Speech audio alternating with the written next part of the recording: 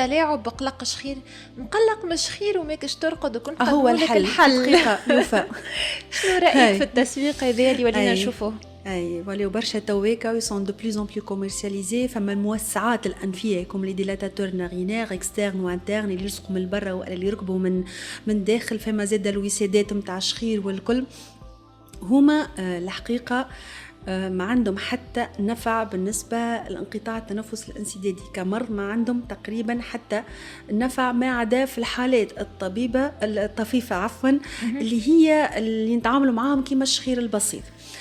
في الشخير ينجم يكون عندهم نفع الحقيقة، معناتها في الشخير البسيط يجم يكون عندهم نفع الخاطر يسرحوا في الخشم، يحلوا فتحة الأنف. مي النفع هذا خاصة وقت اللي عندنا ديجا مشكل في فتحة الأنف، هذوما الموسعات الأنفية وقت اللي النفع متاعهم في الشخير خاصة كيف عندنا مشكل تبدأ فتحة الأنف ضيقة وإلا رخوة ساعات دونك بالشهيق بالتنفس في ساعة تتسكر سواء من عند ربي ولا سواء من نتائج جراحة التجميل متاع الأنف والكل. في الحالات هذوما بالحق الموسعات الأنفية نجم تحسن الشخير، مش بالضرورة بدرجة تامة، لكن نجم يكون حتى بطريقة جزئية وتجم هكا. فما إن أميليوراسيون سوبجيكتيف ديما يحط الإنسان خشمه يتحل هكا ويحس فما نوع من التحسن، لكن ما تداويش انقطاع التنفس الحقيقة. فهمت الوسادات كيف فما تجم تعاوننا في الشخير، فهمتني، وخاصة الوسادات تويكا الحديثة اللي هي هكا متموجة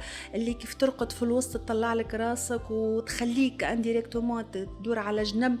معناتها النفع متاعها خاصة في الشخير اللي هو مربوط بانك ترقد على الظهر، معناتها لو رونفلمون بوزيسيونيل. معناتها في حالات معينة متاع الشخير تجم تكون نافعة، لكن راهو مش في الحالات الكل، باش نكونوا واضحين.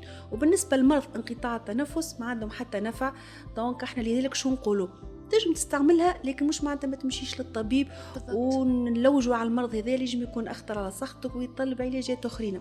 ونجموا نعملوها حتى مع العلاجات الاخرى، ما يسالش. مثلا بالنسبه لانقطاع التنفس واللي باش يركبوا له جهاز الضغط نجموا نحطوا له الموسع انفي مع جهاز الضغط يحل فتحات الانف وينقص من لي بريسيون تاع الماكينه ويحسن من تحمل الماكينه. معناتها اون بو لاسوسي بالنسبه لانقطاع التنفس، لكن مش وحدهم.